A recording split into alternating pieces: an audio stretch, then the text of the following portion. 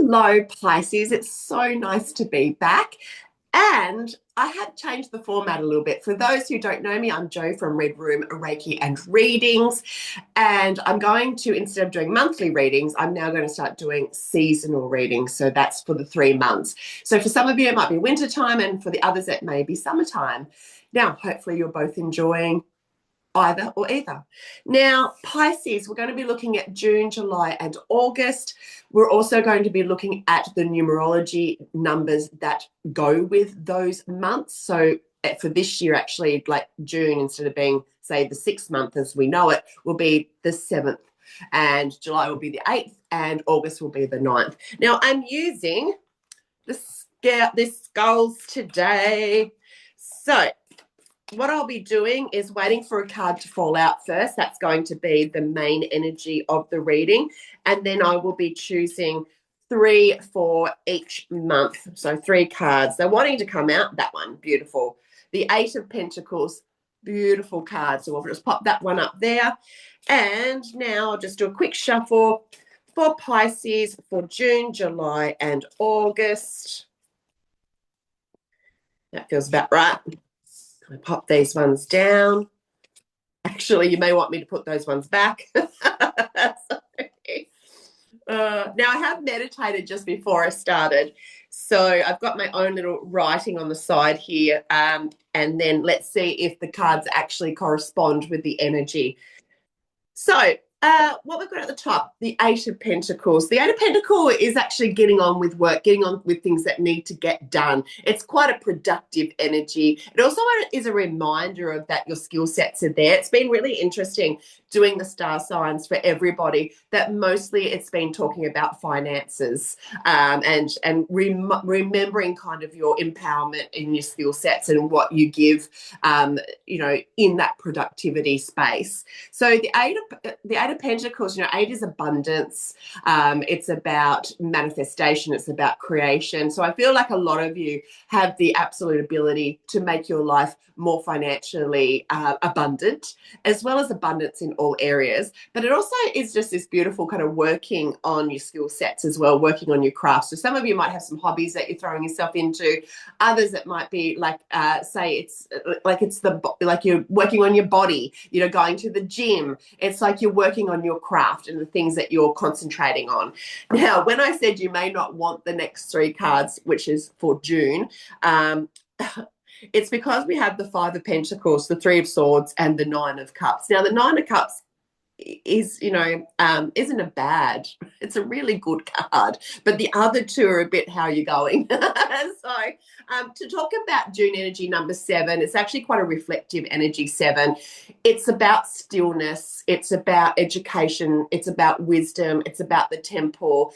It's about meditation. It's about yoga. It's about study, university. It's about throwing yourself into things that you really want to stay focused on, and also being a bit of a loner. It's I'm wanting to do what I want to do, and I want to concentrate on the things that I want to concentrate on. So we call it a bit of a lull energy, but it's a stillness that needs to come in. And for every star sign, they kind of deal with that energy slightly different. And what I've got here is that this month is going to be heavy at first. I actually wrote that heavy at first, and of course it is heavy at first, and then we have the light at the end of the tunnel, which is at the end here. So why did I go about the 5 of Pentacles? 5 of Pentacles is about feeling like an outcast, that you're not quite where you need to be. Maybe you're not meshing with people around you. Maybe there's too much pride running around. Maybe you're not wanting to be helped. Then that's like that pride energy. But there's always opportunities there for you to move forward. There's the solutions there. It's just that, are you willing to take the solutions? And when I look at this one here, it always looks like a windmill, and I'm always fascinated with windmills. It's like on really windy days, sometimes they don't move. And on other days, that are quiet, they do move. So the electricity that's going up them is creating when they're choosing to do it. And so that's what I feel like. It's like, am I switching it on or I'm not going to switch it on? Do I need a little bit of extra care And am I going to give it to myself? Am I going to ask for it? Or am I going to remain a little bit of a martyr, or like, woe is me? It's like you've got to get back into that kind of like, I need abundance vibration. Then the Three of Swords is always known as the heartache. It's also known as the affair, but don't panic about that.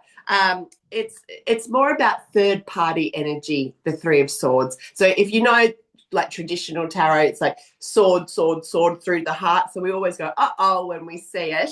And this could be that there is a third party energy around. And third party doesn't have to mean, a male or a female in the relationship. It can actually mean like having to work too hard, or maybe you're dedicated to something else, or maybe you're scrolling too much on TikTok, or it's like there's something that's interfering with your heart space that you need to remove, or at least diagnose that there's a problem there. So for example, if you're a workaholic and your relationship is falling apart, well, that third party is your workaholic energy. It's work. That's the mistress. Now, what's nice here is the Nine of Cups is kind of like a wish fulfillment. It's feeling happy and having all the heart spaces. So by the end of the month, even though I usually read this as a collective of June, I feel because what I wrote heavy at first and then eases, I feel like, there could be some heaviness going on for you here, but by the end of June, you're actually starting to see a light at the end of the tunnel, and also starting to really maybe if you do flag, some issues around the heart space or things that you'd like to be doing for your wellness, then you're obviously making the changes so that you do feel a lot more full of hope and also receiving by the end of June. Now I'm going to pick one of the guide cards for you in reference really to some clarity on how best to deal with your month of June. And we have Foresight, the giraffe. It's been coming out quite a lot, the giraffe. And depending on like how I feel, I'm just seeing sticky beaks everywhere. Sometimes I say it's like foresight. It's like you need to have some foresight. I feel like Pisces, you do anyway. I mean, you're intuitive, you're emotional, you know how things are going to play out. So I think this is obvious that it's foresight. So this is where I'm feeling like this is like sticky beaking or reaching your neck out, or you've got actually a long gaze. That's what they're telling me. It's a long gaze. So you can see the end game. It's like right down there, I can see what this is all about, but there's an end game. So for some of you, it could be a holiday. It could be like, I've just got to do this for so long, and then it's going to get easier. So I love that for you. Now, going into July as a number 8 energy, 8 is more of an action, where 7 was stillness and introspective and reflection. This now is more about let's get some stuff done. And these things should be around abundance creation. And there could be elements of power and authority and empowerment coming in, wealth, career, finances. For some of you, you may be building your empire. So it's going, 8 would be action, absolute creation. Where for some of you who already have your finances and your career and your empire, it might be now, what's the next step that I'm going to action? Will it be I pull back from work, or I start to delegate, or I do this or I do that? Now, you've got some really powerful cards here. Now, the Nine of Swords is called anxiety. It's kind of, we're a bit exhausted, we're a bit worn out. So there's still going to be elements of you recovering throughout July. But then you've got the world. So some of you might be traveling. Some of you might have opportunities that are opening up to you. It's a number 3 energy, and 3 always encourages socializing and speaking and communication and expression and creation and creativity and playfulness. So even though you still seem a little bit wired and a little bit tired, you've got the world coming in, and so things are shifting majorly for you in July in the right direction, because we have the world, and then we have the star of Jerusalem, the star of hope. It's like there are better things coming, and I feel like it's excitement with the world and the star. There's so much opportunities coming for you, and of course, you say, oh, great, I'll just sit back and let the opportunities happen. But eight's not about that. Eight's about creating those opportunities, actioning, manifesting them. So don't just sit there and wait. It's like, no, I'm going to make them happen. So simple things like maybe waking up each morning going, I'm going to have an excellent day today. Everything is going to be perfect today. And bam, you manifest it and the day is perfect. That's a really good way actually to start manifesting your dreams. Now, let's see what the animal cards have to say for themselves. I keep seeing lollipops. So weird, lollipops everywhere. The wise fool, the coyote. Accept your follies and find the teaching in them. Come on, Pisces, that's a bit mean, isn't it? The wise fool. So, I can't remember that saying, but it's kind of like too much knowledge. No, what is it? Some of you might be able to tell me in the comments exactly how it goes, but it goes along the lines of some knowledge is bad, like having to anyway, I'm absolutely ruining it, but don't think you're too clever. That's kind of the word. It's like there's always more to learn. So you might have situations in July where you don't want to come in too gung-ho.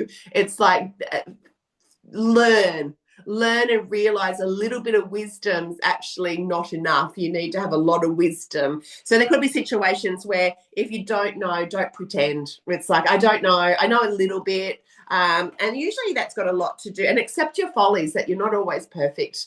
That's a hard one. I'm a Scorpio. I find that really difficult, even though I have many follies and I'm really aware of it. And find teaching in the mistakes. So there's a little bit of like, just be playful around your mistakes. If you go the wrong direction, oh, well, you learned. You won't do that again, will you? So it's a little bit of like relaxation around it, I think. Now, going into August is a number 9. So releasing, completions, endings. It's a really lovely way of kind of moving into that new you. But firstly, we're having to get rid of things out of our life. So it could be old patterns, old belief systems. It could be just old behaviors or things that no longer serve you. And it's like, right, I need to change this up. I need to change. Or you could actually just be transitioning into a whole new lifestyle. And that's the beginning, even though it's the ending of it, for you to be able to do that. Now, what you've got here is the Page of Wands. Fantastic. Pages, youthfulness, beginnings, newness, and it's in Wands. So there could be new communication occurring, new things that are being written. So it could be documentation occurring, but it's also getting kind of like that fire in your belly again, getting quite excited about life again. And here's the Magician. And the Magician has all of the energies with the Magician. The Magician pulls the rabbit out of the hat. The Magician is very wise in all ways. So it's kind of like July is learning still, and then when you get to August, you're feeling a lot more completed. So just say for some of you, you are doing study, and maybe during July, it's, you're failing in some subjects or struggling with some, and then you get to August and then like, oh, now I'm getting it. Like, oh, I'm understanding it now. Because the Magician, is the Magician. I hate going to magicians, by the way. I don't like the stress of it. Like, I don't want to see people cut in half, and I don't want things to disappear and reappear. You'd think I would love it, but I like real magic with the K at the end of it. And so for me, a magician, is somebody who's capable, who is the manifester, somebody who's not waiting for people to do their things for them. They're doing it for themselves. And here we've got the Four of Wands. Now, the Four of Wands is actually my favorite card out of the pack. It can mean romance, and it can mean engagements, and it can mean marriages and halfway to happiness and celebrations. It's kind of just a reminder that even before we get to the end, we should celebrate the little wins. And even though there's endings happening, there could be a celebration for some of you out there in August that's going to be really exciting. And maybe people are cheering you and saying you've done so well, and because you're the Magician, and look how wonderful things have turned out, and then you get to celebrate that win. It's like, oh, excellent, I've done really, really well. And the Page of Wands, that renewed passion coming in. So what I wrote for July is actually renewed energy was coming in, almost main character energy. And what I wrote here was alignment and expansion, and maybe even financial improvement. Now let's pick your guide card to go with this.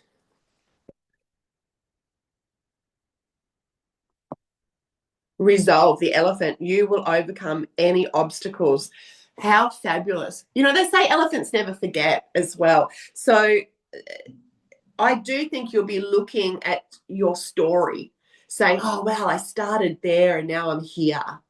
And that gratefulness coming in about what you're achieving and how far you've come during this journey. It could have been trials and tribulations for you.